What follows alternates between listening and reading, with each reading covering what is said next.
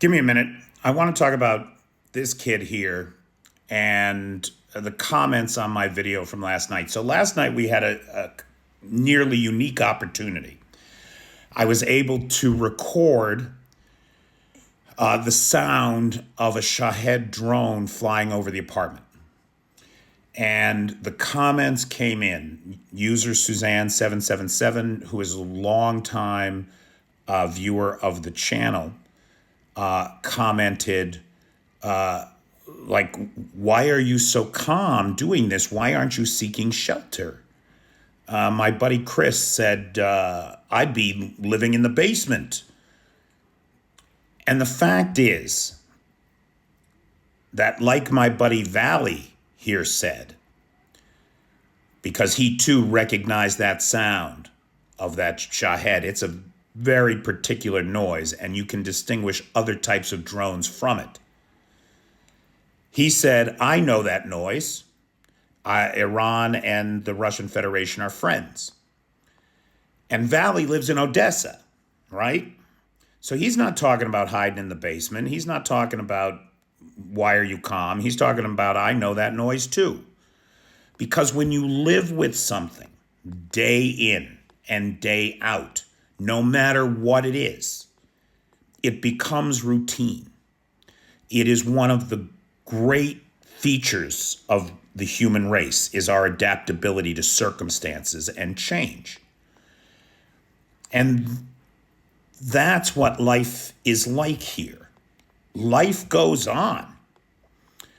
Next door to the apartment is a school. If they were in recess, you would be able to hear the kids playing in the yard. There are kids that have to go to school.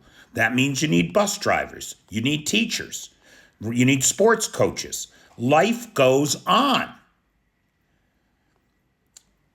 And when one is not traveled, as so many of us in the United States aren't, right?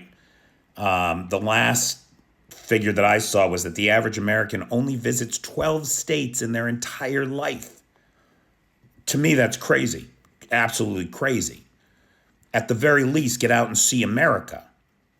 And if you can, get out and see the world, because it will change you and it will change your perspective. And this young man here, Mr. Shirley, Nick Shirley, came to Kyiv as a young person who is clearly not well-traveled. He didn't learn anything about Ukraine before he came. In an interview, he was asked why he didn't go to the eastern part of Ukraine, and he said, I did. I went to Bucha. And he said some things based on his naivete and lack of experience. At least that's what I'm going to attribute it to until somebody shows me that the Russians wrote him a check. That are extremely dangerous, stupid, and wrong about the situation here in Ukraine. He suggested, for example, that the many expensive luxury cars he saw on the streets of Kyiv were stolen U.S. money. This is a major European capital city. There are lots of wealthy people here. There are lots of very savvy tech people here who have done very well for themselves. The idea that the presence of luxury cars on the streets is a call for a corruption investigation without knowing the origin of these cars is naivete of the worst sort. He speculated on the housing projects in this city. When I first arrived in this city, I counted 95 sky cranes, and I was impressed. I thought, oh, how great that, development is happening even in the war. Then I learned that 94% of those projects were on hold because of the war. They had been on hold for well over a year when I arrived. Now some of those projects are getting restarted again after sitting for 2.5 years because of insurance agreements and other contractual obligations that Ukraine has with the EU. And so the uptick in active building of these sites that had been frozen for 2 years is a great boon to the economy here and to the future of this city. Make no mistake. But it is not diverted funds. What, at least not to the best of my knowledge. I'm not saying that there isn't corruption in Ukraine. There is. The Rada just passed last week an anti-corruption measure that closed loopholes in awarding construction contracts to contractors. So we're seeing the government attempt to wrestle the corruption out of itself. That's a real thing that's going on. To deny the existence of corruption would be naive. Would be as naive as suggesting that because you saw a Jaguar on the street, U.S. money is being taken into the wrong hands. This is nonsense. Now, maybe there's some of it. We'll see. But we've got transparency into the cash that we send here. And the fact is, of the cash that we've sent, very little of it has been cash.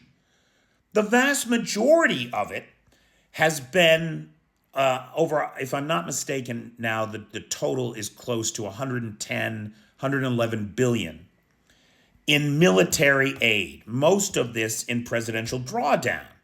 So what we're doing is we're taking all our old shit, like the ATACMS missiles, which have been so important to this fight, taking those ATACMS missiles with production dates of 1986, 1987, paid for by Ronald Reagan, and sending them. And we're ordering brand new shiny shit for our boys, as it should be. It would have cost us tens of millions of dollars to decommission those 3,700 odd ATACMS that we have.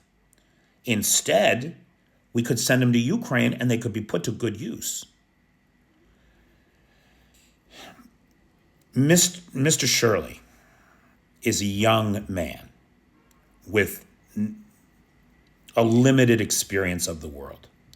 And so until somebody demonstrates to me that he's a Russian shill who took money from Russia, I'm going to assume that his stupidly dangerous interpretation of things that are going on here was just the naivety of youth and thinking more that you know more about the world than you do.